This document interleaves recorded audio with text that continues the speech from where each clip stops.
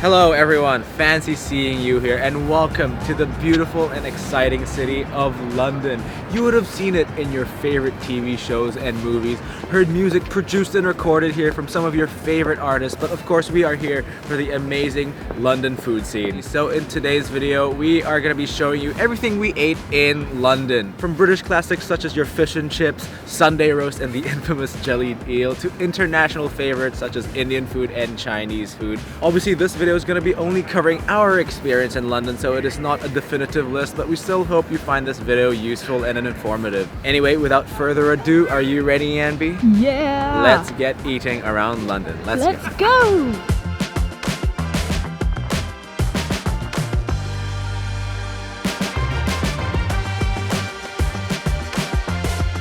Now this is how you start your London trip. Breakfast is the most important meal of the day. Serving it up, Gary's way, pop! And Pellici is a more than 100-year-old London icon that you must experience, especially because of their monstrous have-the-lot full English breakfast. This historic family-run institution has been serving the community not just delicious food, but also a good helping of the finest family hospitality and English banter in London. This is the boss day! Their glorious fry-up is an absolute unit that it can barely fit in the plate. It's got the beans, mushrooms, Cumberland sausage, black pud, hash browns, bacon, egg, tomatoes, and of course, fried bread. It's truly an epic and super comforting meal. And remember, Pellici is also an Italian restaurant, so we had to get their spaghetti bolognese with a literal mountain of cheese and a dash of pesto, of course, and some amazing toasted garlic ciabatta with melty mozzarella. Wash everything down with a coffee and some breakfast tea, of course, then you've got yourself a breakfast fit for a true British bloke. London's black cabs are an iconic symbol of the city, but it's in these understated yet iconic green huts that the cabmen go for a feed. 61 green huts were constructed around the late 1800s to early 1900s, but only 13 remain today, serving simple but delicious food.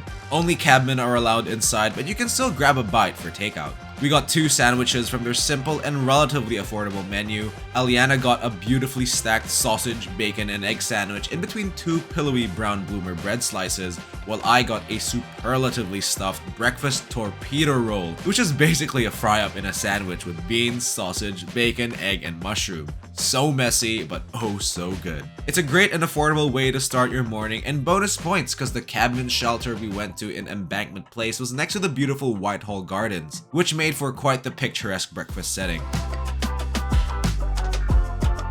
Bagels may be a New York staple, but bagels are a staple of London's East End. This is the unmistakable Beigel Bake that's situated in the famous brick lane full of colorful graffiti and eclectic stores. This shop is a fully fledged bakery, but of course, the hunky salt beef bagel is the main attraction here. Juicy salt beef is thinly sliced before being served with gherkins and mustard, of course. And oh my gosh, was the salt beef super tender and fatty, and the bouncy bagel complemented it perfectly. Couldn't resist getting a few more bagels such as the smoked salmon and cream cheese, one of my favorite bagel combos, and also an egg and gherkin, which was pretty decent too. I also mixed it up a bit with a cheeky sausage roll because I am addicted to that stuff. Not only are the bagels here absolutely irresistible, but they're also open 24 hours, so you can satisfy your bagel cravings any time of the day. If the Borough Market isn't on your to-do list when you travel to London, then I'm sorry, you're the dictionary definition of a red flag. Because who can resist this amazing food and produce market that is one of, if not the best market in London? This market is not just full of history dating back to the 12th century, but it's also full of an impossibly large range of delicious food to choose from. We tried our best to eat as many stalls as possible, starting with coffee at the Monmouth Coffee Company that do an elite flat white, and we even got a cute cannelet, which was great. We also got a super chonky sausage roll from the Ginger Pig Butcher because I can't resist one, and we also got a Scotch egg, which is an egg wrapped in sausage meat and then breaded, which made for quite the unique bite. We also got a colorful chana chaat from Horn OK Please, which is a vegetarian Indian food stall, and this was the bite of color and flavor that I needed. It's a flavorful mix of chickpeas and a masala sauce topped with onion, chutney, coriander, pomegranates, and sev. Of course, we are no strangers to viral TikTok foods, and Humble Crumble have been making the rounds with their irresistible crumble selection and bottomless custard. We got a blackberry crumble with a crumb brulee topped for some extra sugary sweetness, and this was a heartwarming, sweet, tangy, and creamy snack. Finally, before our stomachs exploded, we also got a salt beef and rye from Nana Fanny's Deli that used third-generation recipes for their delicious food. This tasty sandwich was filled with tender salt beef, pickles, and melty cheese between rye bread. Also, shout out to the mean flipping skills from one of the cooks. Oh, and before you leave, don't forget to grab some free samples on the way as you browse through all the beautiful produce for your next grocery shop. What an amazing market!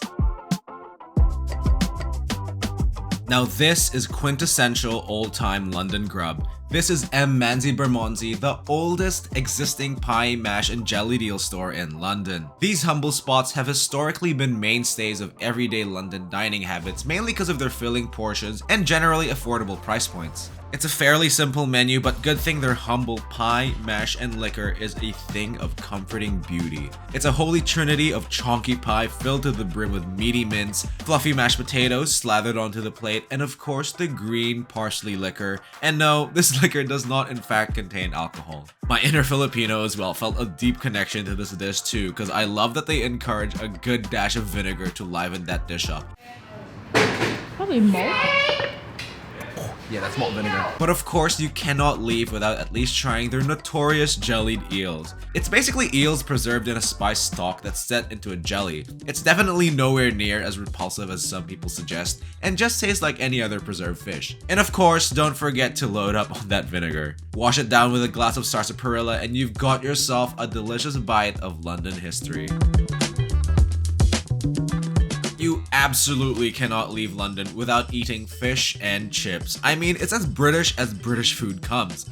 We got our taste of the sea at Master's Superfish in South Bank. And with a bold name like that, I'm glad their fish and chips actually hold up to their bold name. I love the local feel of this place, and what's even better is that they start you off with some complimentary pickles and even these tiny prawns that were a great warm-up to the fish. And when the fish arrived, good lord, my face dropped as if I just discovered El Dorado because the food was an absolute golden feast. We started with some delicious tiger prawns, which were nice, but the portion was pretty small. We also got calamari, which were fried to perfection, and a spritz of lemon really enhanced everything. And we got two types of fish, and look how massive these plates are. One fish was the cod and other was haddock. Both were pretty great, but the impossibly crispy batter was the real star of the show.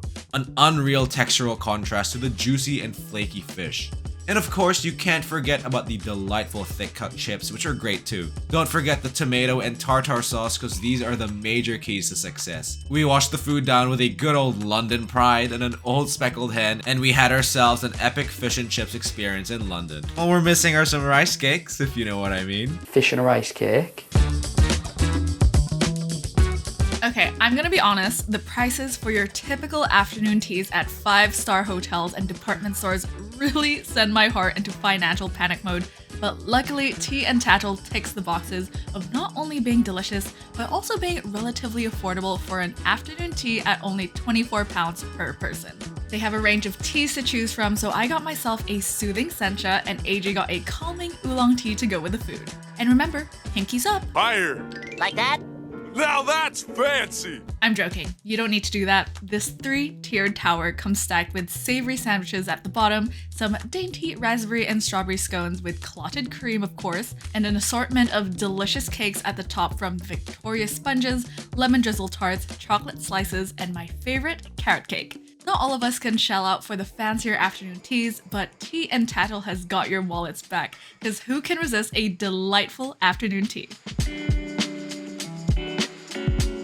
Bangers and mash is just one of those classic British comfort foods that never fail to satisfy, and luckily for us, Mother Mash exists, because it's a place that specializes in all things bangers and mash, or as our good friend Gina De Campo likes to say, banger than mash. Their menu concept is a mix and match, so choose your combo of banger, mash, and gravy. I got a classic and porky Cumberland sausage with luscious classic mash and an umami traditional gravy. Dad got a London smoky sausage that had chipotle and hickory wood smoked pork, and his plate came with cheesy mash and gravy. Mom got the Mother Plucker chicken sausage and she got a classic bubble and squeak with onion gravy. And if you're not feeling like sausages, they also do pies, so AG tried their glorious steak and black heart stout pie with the classic mash and parsley liquor combo. They also do desserts, so we gave into the temptation of their apple and blackberry crumble and the iconic sticky date pudding, which both came with pools of custard. How good?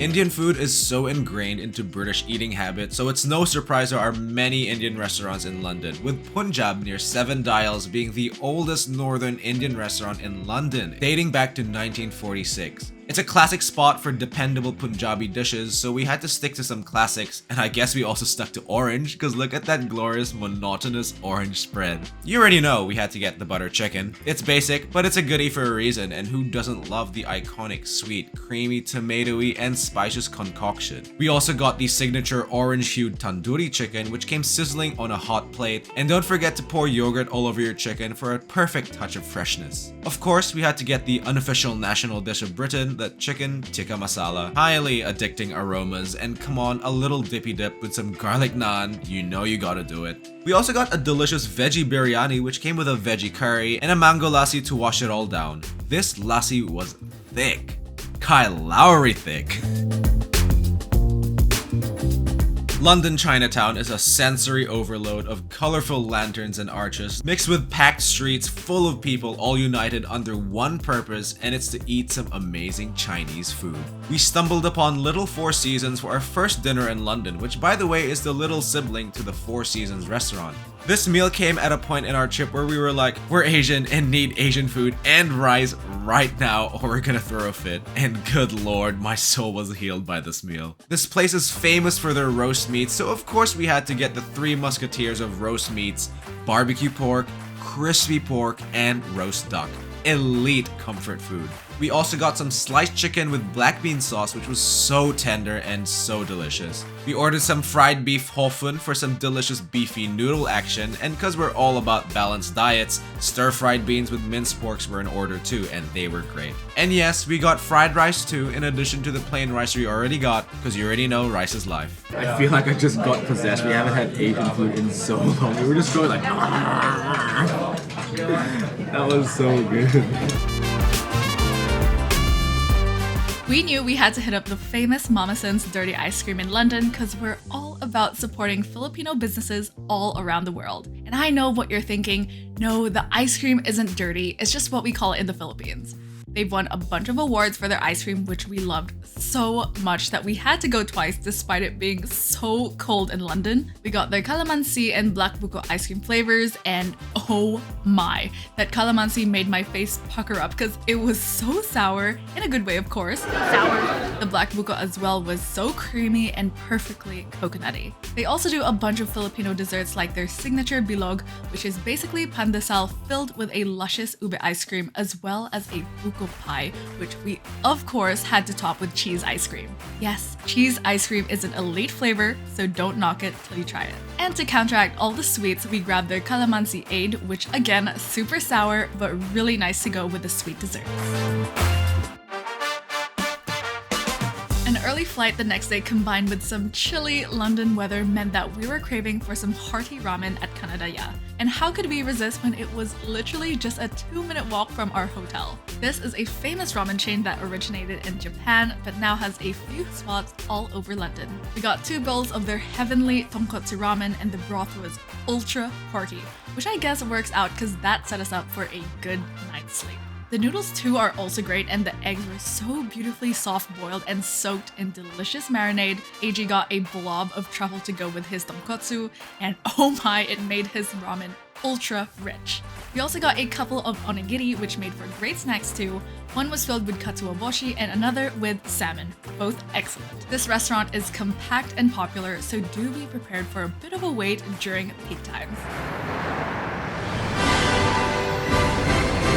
Okay, this is a little bonus place for you, but low-key, Greggs is a must experience in the UK. It's the most famous bakery chain in the UK, and I couldn't resist getting myself one of their famous sausage rolls. I actually really loved it, but maybe because I'm quite the sausage roll addict in general. Either way, it's really flaky and the sausage itself is pretty decent. AG got one of their steak bakes and it was real good too. Especially for the price, this is a pretty good spot on the go. Maybe next time I'll try one of their vegan sausage rolls for sure. Vegan sausage roll.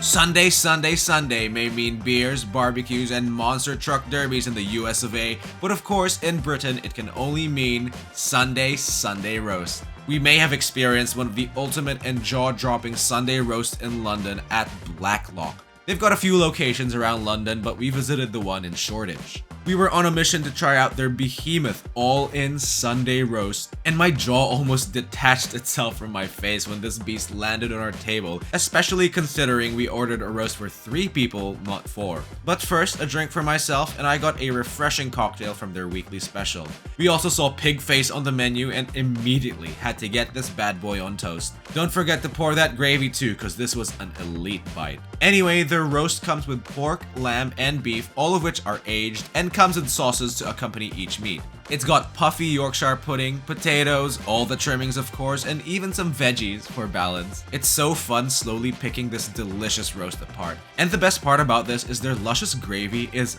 bottomless. So go crazy, cause this roast is crazy. But not as crazy as loading up your plate at Toby's, am I right? Quick stop at Toby's and load up that plate.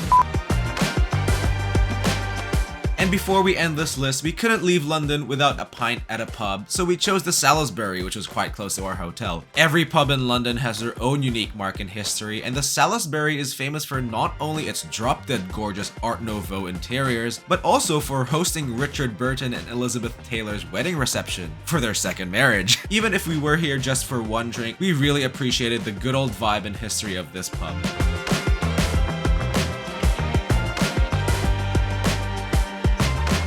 So yeah, get your stomachs ready for London, cause it's an amazing treasure trove of diverse foods and historical gems. There's truly no place like it. Because there's no place like London.